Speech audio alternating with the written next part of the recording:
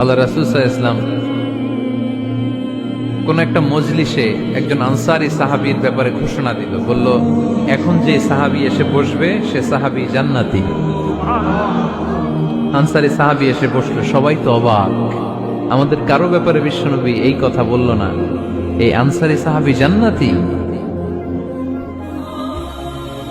আবার কয়েকদিন পরে আরেকটা মজলিসে বিশ্বনবী আবার ঘোষণা দিলেন, এই মুহূর্তে এমন একজন সাহাবী এসে এইখানে বসবে, এই সাহাবীটা জান্নাতি।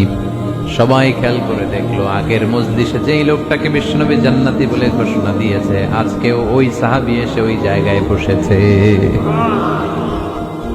তৃতীয় দিন আবার বিশ্বনবী বললেন, এখন একজন সাহাবী এখানে এসে বসবে, সে জান্নাতি। সবাই খেয়াল করে দেখলো, ওই সাহাবীটাই আবার এসে বসেছে। সবাই অবাক, কি আজীব, কি আছে এই সাহাবীর মধ্যে, যে সাহাবীর ব্যাপারে খুব বিশ্বনবী তিনবার ঘোষণা দিলেন যে সে জান্নাতি। সবচেয়ে বেশি অবাক হয়েছিলেন সাইয়েদনা আব্দুল্লাহ ইবনে আমর ইবনে আস। মনে মনে ভাবলেন, এটা তো চারটেখানে কোনো কথা না, বিশ্বনবীর অ্যানাউন্সমেন্ট।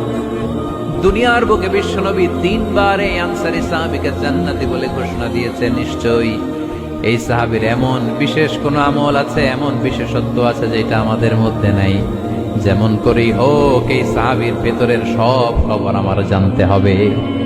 সাইয়েদনা আব্দুল্লাহ ইবনে আমর ইবনে আস একবার পরিকল্পনা করে ওই সাহাবীর বাড়িতে চলে গেলেন, যে বললেন, ভাই আমার আব্বার সাথে কয়েকদিন ধরে ঝগড়া, আমার ঘরে থাকতে মন চাচ্ছে না, তোমার বাসায় মেহমান হয়ে এসেছি, যদি তুমি অনুমতি দাও তোমার বাড়িতে 3 দিন মেহমান হয়ে আমি থাকতে চাই। কয়দিন? শুনতেছেন, বুঝতেছেন, কষ্ট হচ্ছে না তো? ওই আনসারী সাহাবী বলে, আহলান ওয়া সাহলান, খোশ আমদেদ, এ আমার সৌভাগ্য, আমার মেহমান হয়ে আপনি থাকবেন, আসেন আমার ঘরে থাকেন, এই ঘরে আমি থাকি, আর এই ঘরটা মেহমান হিসেবে আপনারে দিয়ে দিলাম, থাকেন। এবার আব্দুল্লাহ ইবনে আমর ইবনে আস খুব ভালোভাবে ফলো করতে লাগলেন, কখন এই আনসারী সাহাবী কি করে।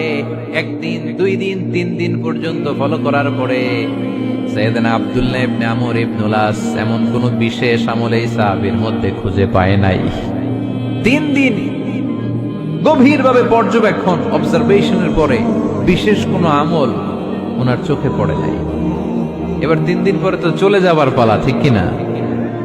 এবার তিনি সোজা সাপটা আনসারী সাহাবীর কাছে যে ভিতরের কথা খুলে বলে ফেললেন, বললেন, ও ভাই, আসলে আমার বাবার সাথে এমন বড় কোনো ঝগড়া আমার হয় নাই যে কারণে বাড়ি থেকে বের হয়ে তোমার মেহমান আমার হওয়া লাগবে, আমি বিশেষ এক উদ্দেশ্যে এসেছি। কি উদ্দেশ্য? আব্দুল্লাহ ইবনে আমর ইবনে আস এবার বলতে আরম্ভ করলেন, আমরা খেয়াল করেছি 3টা মজলিসে বিষ্ণু ঈসা ইসলাম তোমাকে জান্নাতি বলে ঘোষণা করেছে, তাই আমি জানার জন্য এসেছি তুমি এমন কি আমল করো যে কারণে বিশ্বনবী ঘোষণা দিলেন যে তুমি জান্নাতি। কি এমন বিশেষ আমল আছে তোমার, আমার একটু বলো, আমি ওই আমল করে জান্নাতি হতে চাই। আল্লাহু আকবার। এবার আনসারী সাহাবী মুখ খুললেন, উনি বললেন, ও ভাই আব্দুল্লাহ ইবনে আমর ইবনে আস, এমন কোন বিশেষ আমল আমার নাই, হালাল পন্থায় রুজি করি, ব্যবসা করি, নামাজের সময় নামাজ পড়ি, রাতে এসে ঘুমিয়ে যাই, ফজরের আগ দিয়ে উঠে তাহাজ্জুদ করি, সময় মতো জিকির আজকার করি, কোরআন তেলাওয়াত করি, কিছু দান সদকা করি, সবাই যা করে আমিও তাই করি, স্পেশাল কোনো আমল আমার জীবনে নাই। তবে আব্দুল্লাহ ইবনে আমর ইবনে আস, শুনে রাখো, একটা কাজ আমি প্রতি রাতে করি, হয়তোবা এই কারণেও বিশ্বনবী আমার ব্যাপারে এমন ঘোষণা দিতে পারে। আব্দুল্লাহ বললেন, ও আনসারী সাহাবী, কি কাজ তুমি করো? এবার আনসারী সাহাবী বলতে লাগলেন, প্রতি রাতে যখন আমি আমার বিছানায় ঘুমোতে যাই, আমি কারো ব্যাপারে কোনো রাগ, কোনো হিংসা, কোনো ক্ষোভ অন্তরে নিয়ে ঘুমাতে যাই না। ওই দিন যার সাথে যা হয়েছে সবাই রে মাফ করে দিয়ে মিটমাট করে একটা প্রশান্ত অন্তর নিয়ে আমি বিছানায় ঘুমাতে যাই। ওই দিনে কেউ আমার গালি দিছে, কেউ আমার বকা দিছে, কেউ আমার বিরুদ্ধে মিছিল করছে, উল্টা পাল্টা যে যাই করুক না কেন, আমি কিচ্ছু মনে রাখি না। আওবি ইলা ফিরাশি, আমি এমন ভাবে আমার বিছানায় যাই, ওয়ালাইসা ফি কলবি হিকদুন আলা আহাদ, এমন অবস্থায় আমি শুয়ে পড়ি যে আমার হৃদয়ে কারো ব্যাপারে আমার হৃদয়ে কোনো ক্ষোভ নাই, কোনো হিংসা নাই, কোনো অহংকার নাই, সব রাগ ক্ষোভ ভুলে গিয়ে সবাইকে ক্ষমা করে দিয়ে আমি বিছানায় ঘুমাতে যাই। এজন্যই বিশ্বনবী এই সাহাবীকে তিনটা মজলিসের ভরা মজলিসের মধ্যে জান্নাতি বলে ঘোষণা করেছে।